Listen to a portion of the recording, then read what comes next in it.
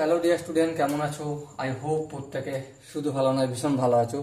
স্ক্রিনের ওপর লাভ ও ক্ষতি এই চ্যাপ্টার একটা কোশ্চেন দেখা যাচ্ছে, তাই না? সেই প্রশ্নটা আমরা মন দিয়ে পড়বো, বুঝবো, তারপর প্র্যাকটিস করবো। কি বলেছে দেখো, বলেছে যে একটি বস্তুর ধার্য মূল্য 2000 টাকা। ঠিক আছে, তাহলে বস্তুটার ধার্য মূল্য কত? 2000 টাকা, মানে এমআরপি হচ্ছে মুদ্রা কথা 2000 টাকা। চলো লিখলাম। আর কি বলেছে? আর ধার্য মূল্য ক্রয় মূল্যের অনুপাত, এই ধার্য মূল্য ইউজ টু ক্রয় মূল্য সমান কত বলেছে?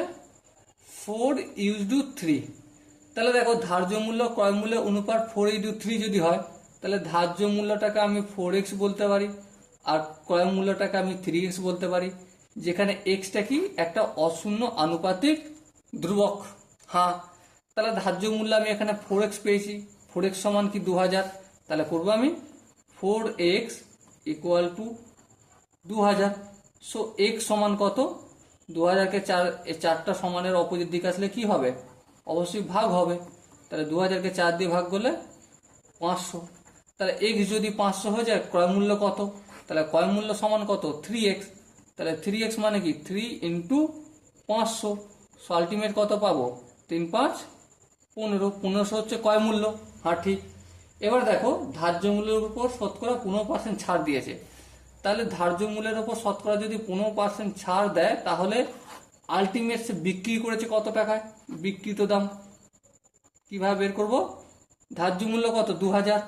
এই 2000 লিখলাম। তা থেকে ছাড় দিচ্ছে কতটা? 2000-এর 15%, এর 15%।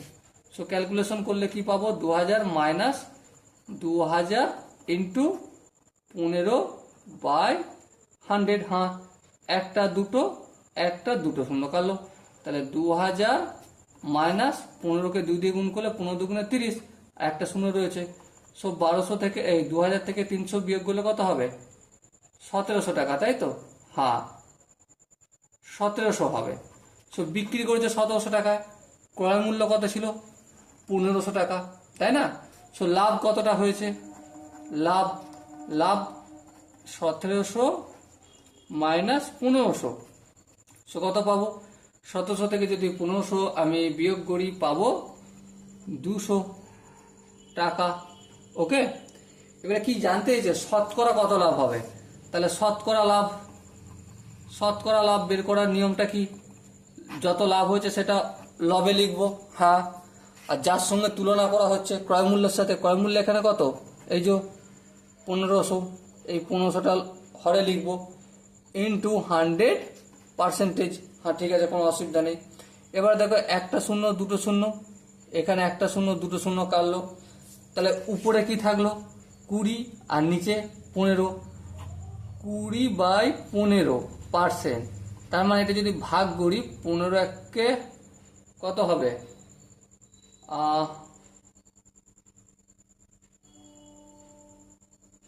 আচ্ছা, এখানে লাভ তো 200। হ্যাঁ, আমি এখানে 20 করলাম কেন? এই 200টা দিতে হবে। হ্যাঁ, এই 200 দিলাম। এবার দেখো, 15কে যদি ভাগ করি, 15-1-কে 15, 5 0 3 15 45, 5/15। এটা হবে নাকি তোমরা একটু চেক করে দেখে নিও। ঠিক আছে, 5-1-কে 5, 3 5 15। সো আলটিমেট 13.1 লাভ হবে। ওকে, সো দেখো, এটা এখানটা একটু ভুল করেছিলাম। এটা হচ্ছে 200, আর এখানে শতকরা লাভ। উপরে কি হয়? লাভ হয়। আর হর কি হয়? হর হচ্ছে যেটার সাথে তুলনা করা হয় সেটা ইন্টু 100% হয়। ওকে, সো আলটিমেট কত আনসার বের হলো আমার? 13.13%। আই হোপ এই কোশ্চেনটার প্রতিটা স্টেপ বোঝা গেছে। যদি কোনো স্টেপ বুঝতে অসুবিধা হয় বা ডাউট থাকে, তার জন্য কি করতে হবে? কমেন্টে জানাতে হবে। ওকে, সো দেখা হচ্ছে পরবর্তী সেশনে। ততক্ষণ পর্যন্ত ভালো থেকো, সুস্থ থেকো এবং জয় হিন্দ।